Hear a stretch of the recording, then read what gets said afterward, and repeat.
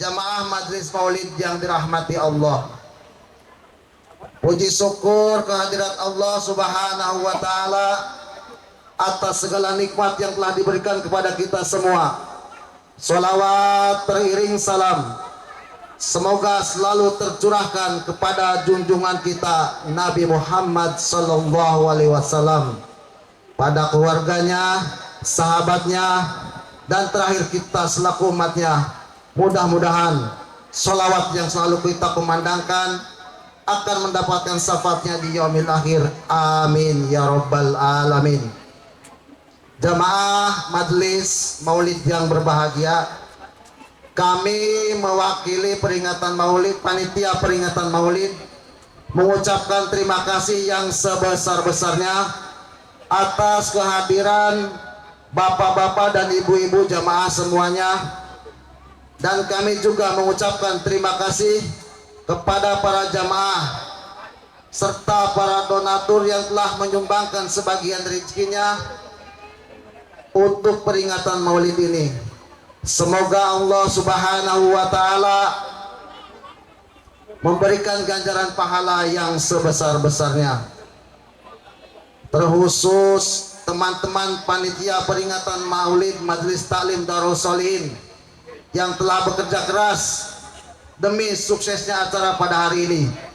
Semoga kerja keras kita semua sebagai bukti rasa mahabbah kita kepada baginda Nabi Muhammad sallallahu alaihi wasallam dan kelak mendapatkan syafaatnya di yaumil qiyamah. Amin ya rabbal alamin. Jamaah peringatan Maulid Nabi yang berbahagia, marilah dengan peringatan Maulid ini kita semua dapat meneladani akhlak Rasulullah sallallahu alaihi wasallam, dan akhirnya kami segenap panitia peringatan Maulid Nabi Muhammad sallallahu alaihi wasallam memohon dibukakan pintu maaf yang seluas-luasnya apabila dalam acara ini terdapat kekurangan baik berupa sikap, jamuan, dan yang lain-lainnya. Akhirul kalam, wabillahi taufik wal hidayah. Wassalamualaikum warahmatullahi wabarakatuh.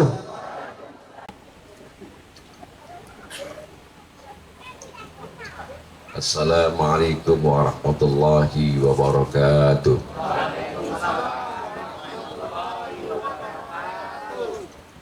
Mudah-mudahan yang jawab umurnya panjang, sehat badannya, jadi orang kaya. Itu yang terakhir aminnya kenceng tuh.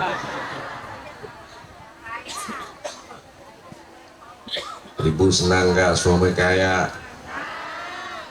Cuman biasanya kalau suami kaya macam-macam, di sono ada, sini ada. Seneng gak ibu? Jawabnya enggak tuh ya, jawabnya enggak. Di sono ada pabrik, di sono ada ruko. Udah bilang nggak seneng aja sih ya, nggak tahu mindsetnya ke sono aja. Alhamdulillah, wassalatu wassalamu ala rasulillah wa ala alihi wa ashabihi wa mawala. Hadratul ulama'il muhtaramin wal aba'il a'izza, para kiai, sadidah, habaib yang cukup banyak, mereka saya muliakan. Dan tokoh-tokoh masyarakat, hadirin hadirat, mudah-mudahan kita diakui sebagai umat Nabi besar Muhammad sallallahu alaihi wasallam. Nabi Muhammad sallallahu alaihi wasallam yang sekarang ini kita peringati hari kelahirannya.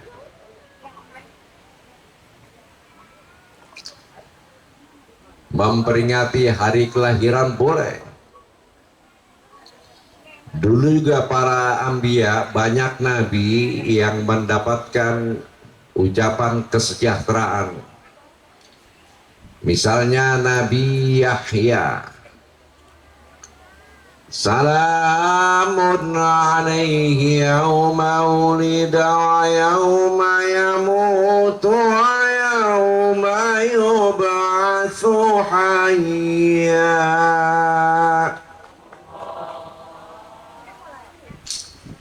Masih lumayan suaranya, masih lumayan.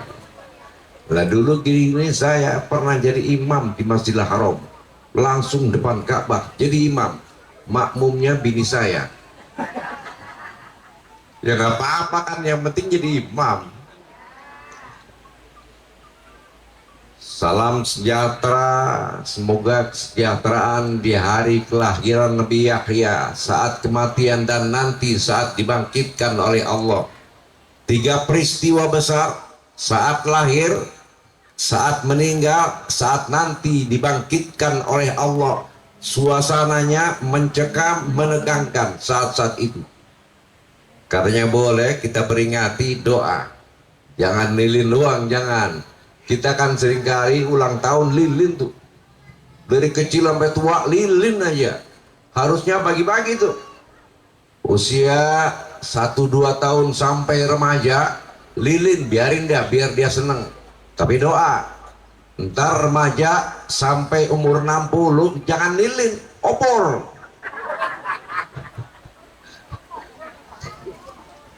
Nanti umur 60 sampai 100 jangan obor lagi, api unggun.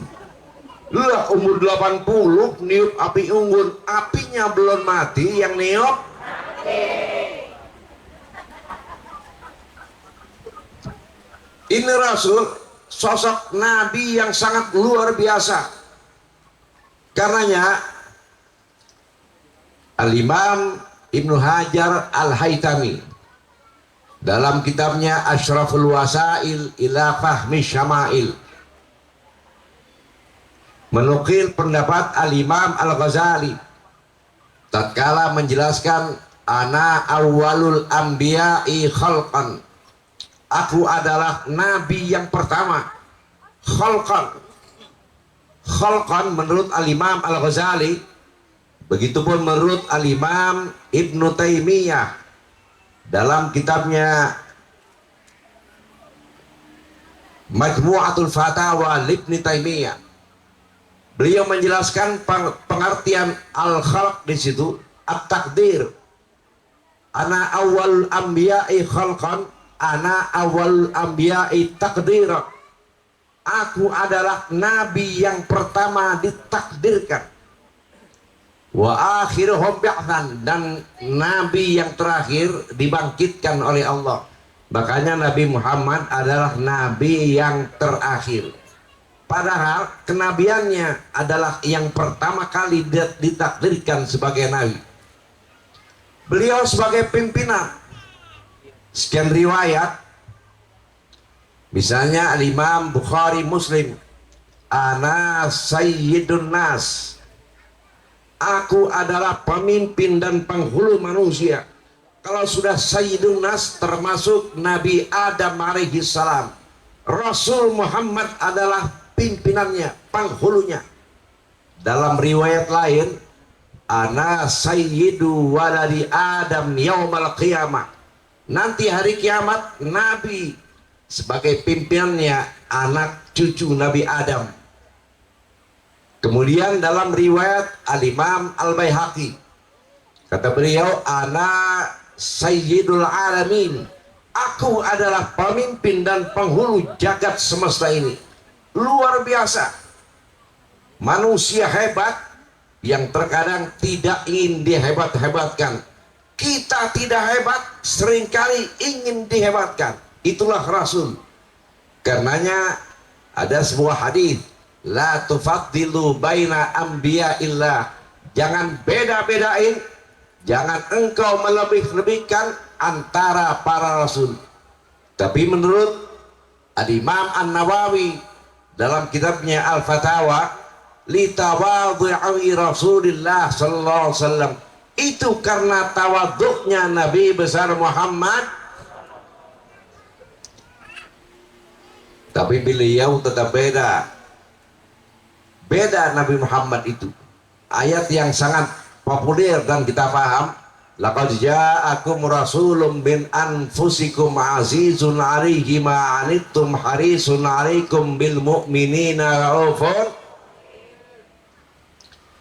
Syekh An-Nawawi menjelaskan bahwa riwayat Siti Fatimah, Siti Aisyah ketika membaca ayat laqad ja'akum rasulun min anfusikum yang dibaca oleh Siti Aisyah, Siti Fatimah, laqad ja'akum rasulun min anfasikum. Min anfasikum.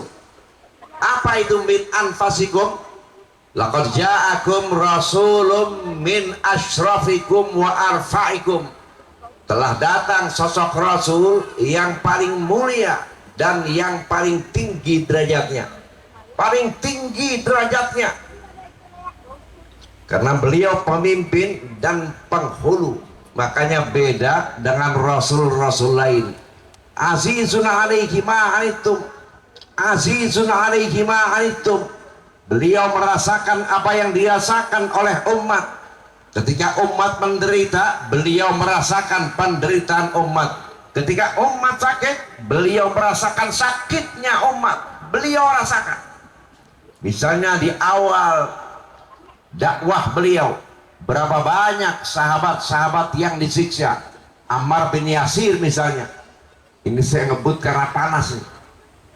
Ammar bin Yasir, orang tuanya disiksa sampai meninggal. Ammarnya disiksa, ibunya Sumayyah, luar biasa siksaannya. Adkhala Abu Jahlin fi farjiha ar-rumha. Itu istrinya, orang tuanya Ammar, ibunya Ammar. Abu Jahal ambil tombak, dimasukkan, mohon maaf, ke kemaluan ibunya sampai meninggal dunia. Hebat siksaannya, tapi kuat keimanannya. Kita belum tentu sanggup. Karenanya luar biasa sahabat-sahabat Nabi itu. Azizun alaihi ma anittum, harisun alaikum bil mu'minina raufur rahim. Begitu kuat keimanannya agar umat semuanya beriman. Karenanya pengen umat itu selamat dunia dan beda. Dakwahnya luar biasa Nabi. Tidak mengenal lelah. Bahkan ketika ke Banu Saqif, waramauhu bil hajarah hatta khadibat bid dima'in alahu. Rasul ditimpukin dengan bebatuan sampai mengalir darah sampai ke sandal Nabi itu, sehingga ditawarkan malaikat untuk menghancurkan Banu Saqif. Kata Rasul, jangan. Arju ayyukhrijallahu min aslabihim may yatawalla. Yang aku inginkan, aku harap wahai Nabi, wahai Allah, nanti akan keluar dari tulang sulbi mereka orang-orang yang beriman kepadamu. Kalau sekarang mereka belum beriman, mungkin nanti ada yang beriman kepadamu. Kalau mereka tidak beriman juga, nanti anak keturunannya ada yang beriman kepadamu. Jangan engkau hancurkan.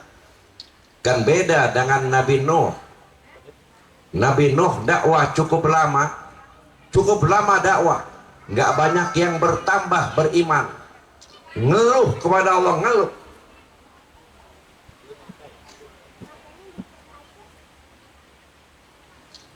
Rabbi inni da'autu qawmi laylan wa nahara falam yazidhum du'ai illa firara. Ya Allah, aku dakwah siang malam, tidak banyak yang tambah mengikuti dakwahku. Mereka bahkan kabur dari dakwah yang aku sampaikan.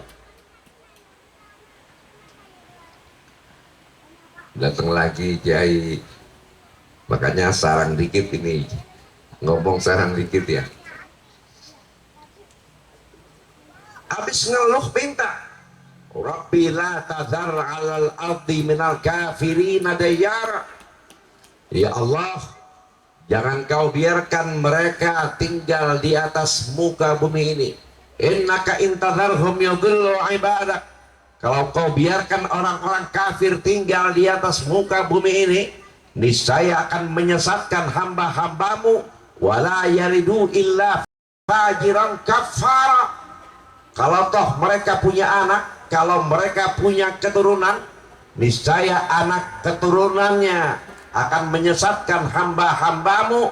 wala yalidu illa fajiran kafar, dan mereka juga akan ingkar kepadamu ya Allah. Habisi saja ya Allah. Kan beda. Nabi Nuh bahkan umatnya biar dihancurkan, dibinasakan. Nabi Muhammad mau dihancurin, jangan.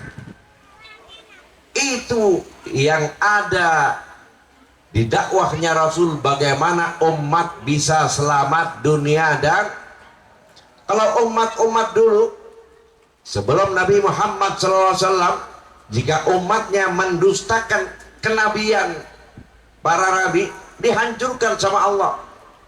Inna kulla nabiyyin qabla nabiyina Muhammadin sallallahu alaihi wasallam idza kadzabahu qaumuhu ahlakahullah. Nabi-nabi sebelum Nabi Muhammad, jika umatnya mendustakan, itu dihancurkan oleh Allah. Misalnya umat Nabi Syuaib. Nabi Syuaib umatnya yang hebat sektor perdagangan, cuman sayang dagangnya curang, pengen untung, sering ngerugiin konsumen. Dakwah Nabi Syuaib, auful kaila wala takunu minal mukhsirin. Karena mufassir itu atimuhu idza kiltum linnas, kalau nimbang itu yang benar, jangan ngerugin orang.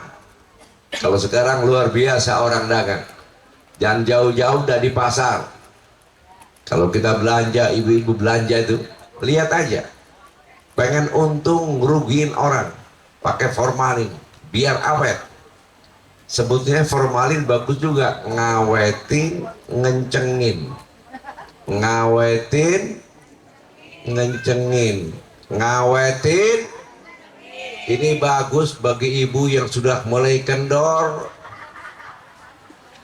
biar awet, berendam aja di formalin. Fa'arsalallahu alaihim haddatan wa harran syadida. Karena ogah mendengar dakwah Nabi Syuaib, Allah kirimkan suara gemuruh dan panas yang sangat dahsyat. Binasa tuh umat Nabi Muhammad sallallahu alaihi wasallam. Enggak, biar masih banyak yang enggak beriman, masih ada harapan bagi Rasul. Mungkin nanti anak keturunannya ada yang beriman kepada Rasulullah sallallahu alaihi wasallam. Ada akhlak yang sangat hebat, karena Rasul terkenal dengan akhlaknya, sehingga dikagumi bukan hanya oleh yang beriman. Yang enggak beriman banyak yang kagum kepada beliau. Jangankan sahabat, musuh ada yang kagum. Jangankan kawan, lawan ada yang kagum kepada beliau. Misalnya Urwah bin Mas'ud selesai dalam perundingan Hudaybiyah, kata beliau, aku belum pernah berjumpa dengan orang kaya Muhammad sallallahu alaihi wasallam. Beliau begitu dicintai oleh umat. Kalau beliau ingin wudhu, sahabat-sahabatnya rebutan ngambilin air. Hebat, begitu dicintai. Meskipun ada yang sangat benci kepada Nabi ketika belum kenal dengan Nabi. Makanya maulid itu memperkenalkan akan kemuliaan Rasul, biar kita cinta, bahkan sangat cinta. Misalnya Amr ibn As, beliau diceritakan dalam sebuah kitab Ar-Ruh, Al-Imam Ibn Al-Qayyim, kata Amr ibn As, ma ahadun ashadda bughdan li Rasulillahi sallallahu alaihi wasallam minni. Orang yang paling, gak ada orang yang paling benci kepada Nabi daripada aku. Aku adalah orang yang paling benci kepada Muhammad sallallahu alaihi wasallam. Itu tatkala belum memeluk Islam dan belum kenal dengan Rasulullah, belum tahu sifat-sifat mulia Rasulullah.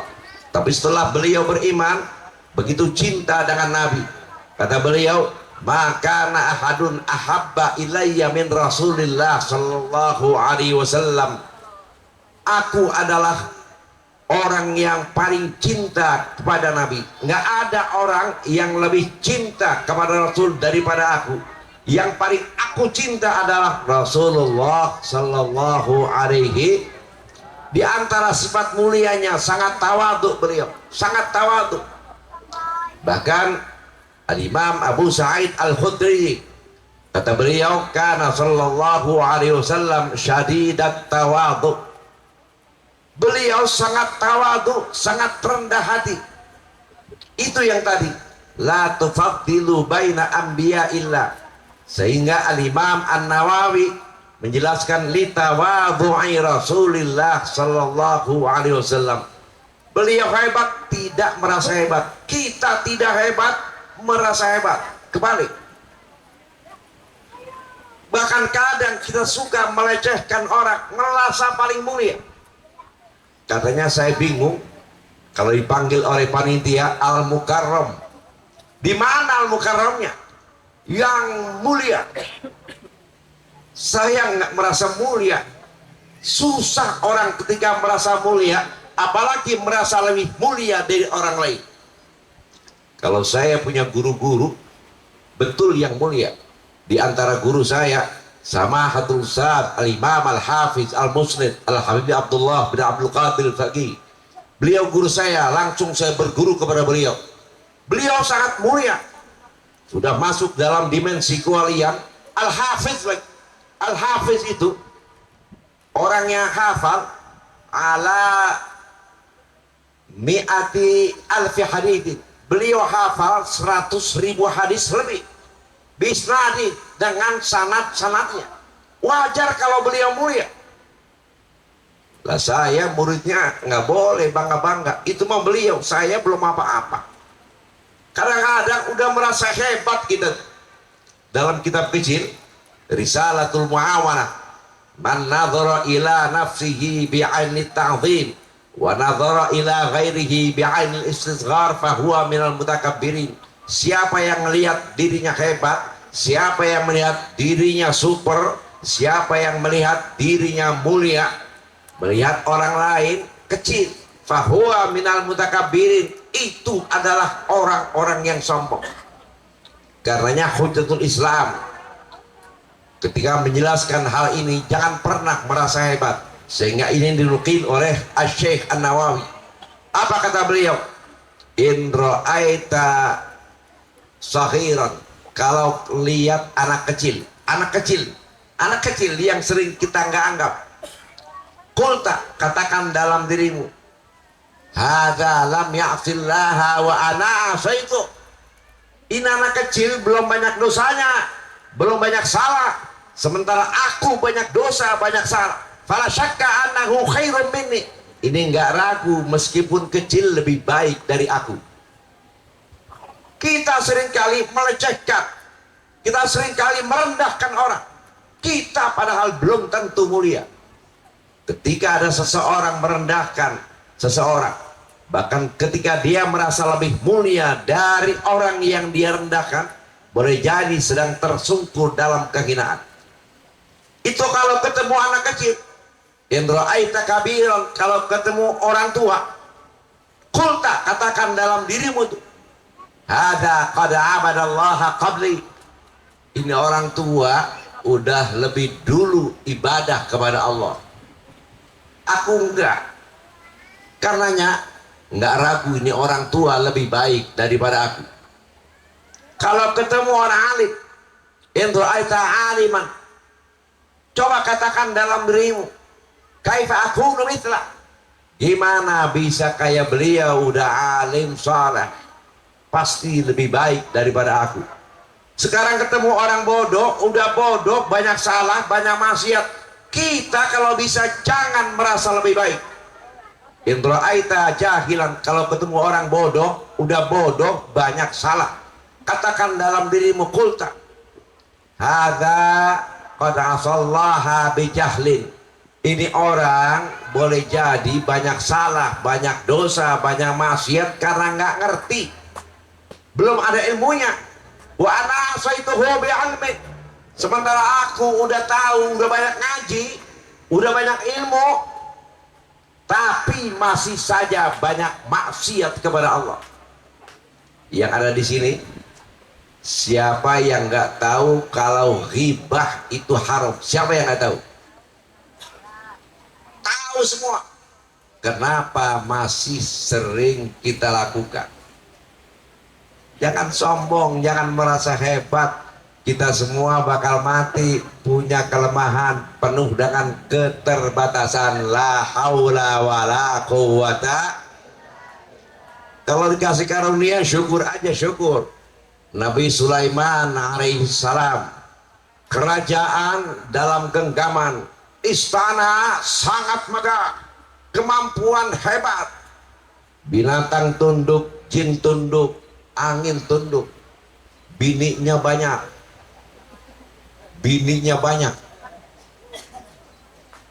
bahkan dalam riwayat istrinya 1000, ada yang bilang 100, ada yang bilang 1000, kan banyak. Bahkan pernah satu malam, la atufanna hadhihi lailah ala sab'ina mar'atan, malam ini aku mau gilir 70 bini. Lah ibu-ibu, wah,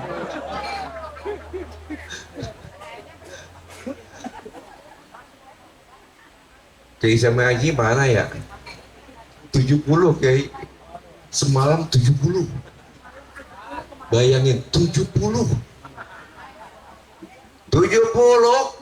kuat, istrinya puas, kita satu melehoi.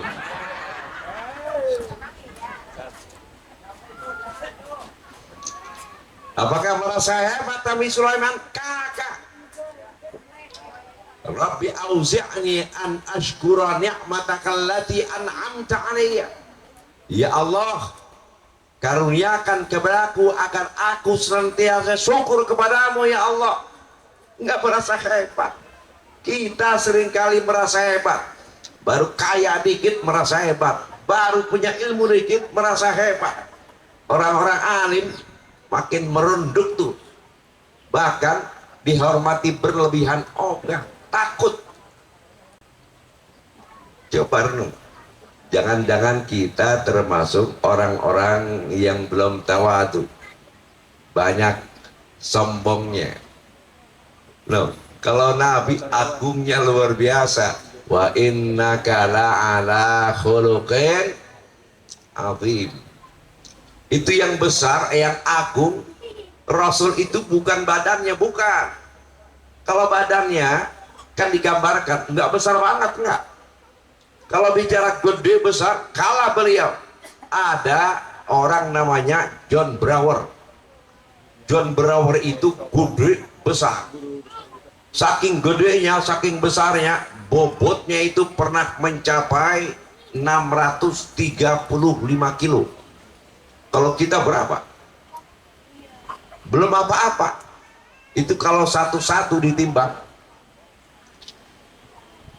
baru kita sampai.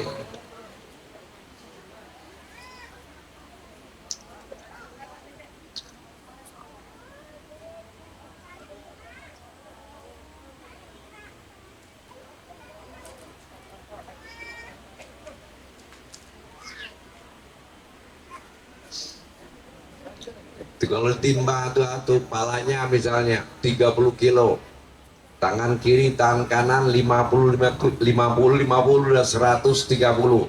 Badannya gede, badannya 300 kilo, udah 430, masih ada 205. Kaki kanan 100 kilo, kaki kiri 100 kilo, berarti sudah 630 kilo.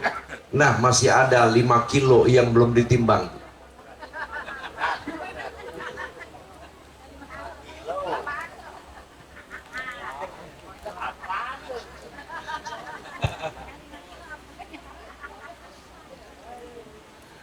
Gede juga ya.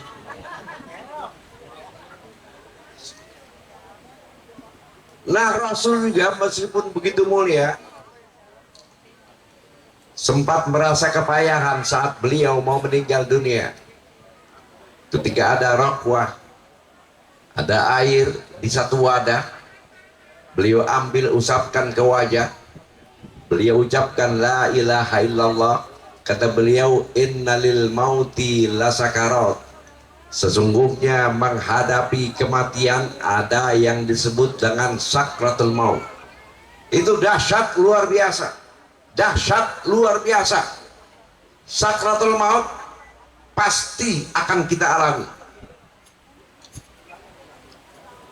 Apa itu sakratul maut? Wajaat sakratul maut bil haq, dzalika ma kunta minhu tahid. Al-Imam Al-Qurtubi menjelaskan tentang sakratul maut. Saking dahsyatnya, syaddatil muhayyirah. Nanti kita akan mengalami itu, kegoncangan yang amat sangat hebat. Coba lihat orang yang mau meninggal dunia. Saking dahsyatnya itu, asyaghilatu lil hawas. Nanti perasaan kita carut marut, beling satan, kalang kabut, nggak karuan. Boleh saksikan orang yang mau meninggal dunia. Al-mudhilatu lil aqli. Akal tidak lagi berfungsi dengan sempurna, antara sadar nggak sadar. Ingat coba, saudara-saudara kita yang mau meninggal dunia, dipanggil diam saja, ditalqin, dituntun kalimat tauhid la ilaha illallah, diam aja, karena sangat menegangkan, sangat menyeramkan, luar biasa. Ini pasti kita alami. Sampai-sampai Rasul mengajarkan banyak-banyak doa. Allahumma hawwin alaina fi sakaratil. Makanya kita nih jadi pengagum Rasul atau pengikut Rasul. Jangan-jangan kita hanya pengagum, jangan-jangan kita hanya penggemar, bukan pengikut. Tengok amal kita sudah sejauh mana. Ini yang terakhir buat renungan kita nih. Syekh Hatim Al-Asam, muridnya Imam Syaqiq Al-Balkhi, cukup lama ngaji, 30 tahun. Sebelum berpisah ditanya, apa yang sudah engkau dapatkan? Di antaranya kata beliau, inni nazartu ilal khalqi, aku telisik makhluk-makhluk Allah, khususnya manusia. Fara'aitu likullim minhum mahbuban, maka aku dapati tiap orang mesti ada yang dia cinta. Cinta kepada harta, cinta kepada kedudukan, cinta kepada anak, cinta kepada istri, cinta kepada keluarga. Wa ba'du dzalika mahbub yusahibuhu ila maradil maut. Nanti tatkala kita sakit, apalagi sakit parah yang mau meninggal, itu keluarga nemenin, anak nemenin, istri nemenin, keluarga nemenin, semuanya banyak yang jenguk. Wa ba'duhu yusahibuhu ila syafiril qab. Nanti kalau kita meninggal dunia, habis dimandiin, dikafanin, disolatin, dihantar kita ke kuburan. Ingat, kuburan itu sangat kecil, 2 kali 1 meter. Sekarang silakan menikmati dunia, tidur di kasur yang empuk, mobil mewah. Tapi ingat, nanti akan sampai pada batas meninggal dunia, dimasukkan ke liang lahat. Habis dimasukkan yang sempit itu, ditutup dengan dinding ari-ari, ditutup dengan papan, dengan bambu sempit. Jangankan bisa berdiri, duduk susah. Nanti itu pasti akan kita alami. Kemudian keluarga yang kita cinta, anak itu misalnya, semuanya setelah selesai diurut, fayarja'u kullu, semuanya pulang. Semuanya pulang. Anak kita yang kita bela habis-habisan saat kita hidup, kadang-kadang untuk menyenangkan hati anak, kita cari harta dengan cara-cara yang culas, cara-cara haram, cara-cara curang, cara-cara zalim. Yang penting yang kita cinta senang. Ternyata kita sudah habis-habisan buat yang kita cinta. Tatkala dimasukkan ke liang lahat, diuruk, mereka semuanya pulang. Wa yatruku faridan wahida, kita ditinggal sendirian tuh. Sendirian. Padahal saat kita hidup kita bela habis-habisan, kita ditinggal sendirian. Coba bayangkan, kadang kita cari harta buat anak luar biasa, buat istri luar biasa. Karenanya ada satu peringatan dari Allah dalam hadis qudsi. Apa kata Allah? Wa ma jama'tahu lil waratha. Apa yang sudah engkau kumpulkan yang nanti akan engkau wariskan kepada ahli warismu, engkau wariskan kepada anak, engkau wariskan kepada istri, engkau wariskan kepada keluarga. Fanna'imu li ghairik. Nanti tatkala engkau meninggal, yang nikmati bukan engkau, yang nikmati anakmu, yang nikmati istrimu, yang nikmati keluargamu, bukan engkau. Kau yang cari, tapi kau yang bukan nikmati. Wal hisabu alaik. Tapi nanti di hadapan Allah, yang tanggung jawab, yang harus bertanggung jawab bukan anakmu, kau yang cari. Wal iqabu lak. Kalau ada kesalahan, kecurangan, kezaliman, yang disiksa kau yang cari. Ayo kita renung, mumpung belum mati. Kita hanya banyak mengagumi Rasul, ngikutin belum banyak. Kita banyak dosa. Karenanya kata Asy-Syaikh Hatim, afdalu mahbubil mar'i ma yadkhulu ma'ahu fi qabri. Sebaik-baik yang dicinta adalah yang mau masuk ke dalam kuburan, wa yu'anisu, membela, menemani. Fama wajadtu ghairul a'mali shalihah, fama wajadtu ghairul a'mali shalihah. Enggak aku dapati kecuali amal-amal soleh. Nah, kita amal soleh belum banyak, dosa malah banyak. Mari di penghujung ini kita mohon ampun kepada Allah, kita istighfar.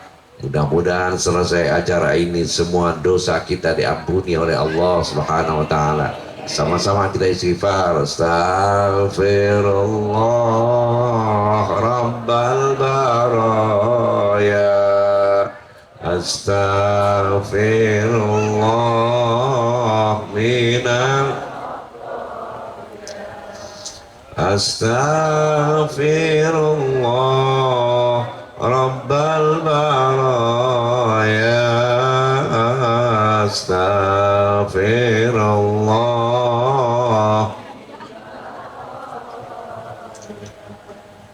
Hidup di atas dunia hanyalah sementara, nanti di alam baka kita kan selamanya.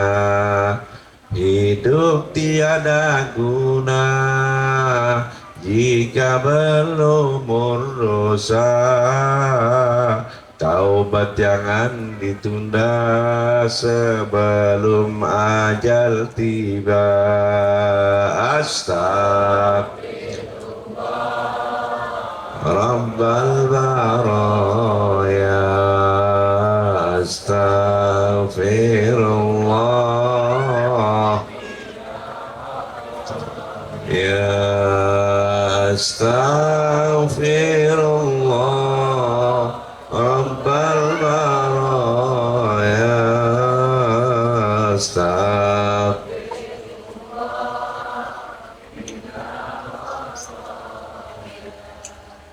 jasad tiada guna jika tak ada nyawa. Anak istri tercinta enggan lagi bersama. Sanak dan saudara pun enggan menyentuhnya. Teman setia hanya amal di dunia. Astagfirullah, ampuni kami ya Allah. Al-Baraya, astagfirullah. Jangan cabut nyawa kami kecuali husnul khatimah. Astaghfirullah rabbal baraya, astagfirullah Kita ingat sama orang tua, doain orang tua kita. Rabbana ighfir lana wa liwalidina. Rabbana ighfir wa liwalidina. Rabbana ighfir lana wa liwalidina. Rabbana ighfir. Ingat sama orang tua. Saat mereka ada hamba berpura-pura, terkadang membantah nasihat keduanya. Kini telah tiada, sesal pun jadi hampa. Jangan jadikan hamba anak durhaka. Rabbana ighfir. Kita sering bantah orang tua, kita sering ngelawan orang tua, bahkan kita kadang sombong sama orang tua kita. Rabbana ighfir lana wa liwalidina. Rabbana ighfir lana wa liwalidina. Sirril Fatihah.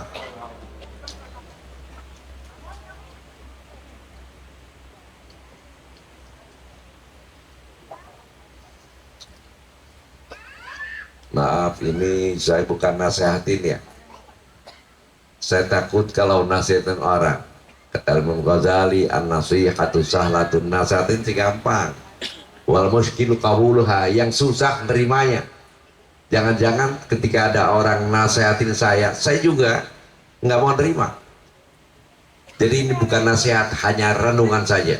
Saya ingat tatkala Allah berkata kepada Nabi Isa, kata Allah, nafsak, hai Isa, nasihati dirimu,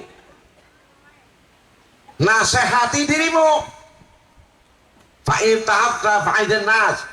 Kalau engkau sudah nasihati dirimu, udah engkau jalani, baru nasihati orang. Saya khawatir depan saya banyak para ulama bekerja di depan saya, ada orang crossing, ada orang sangat sore. Kan bapak mah nggak tahu saya di rumah kayak apa, nggak tahu ya. Nggak tahu kalau saya lagi di mana-mana, bapak nggak tahu. Lihatnya begini aja.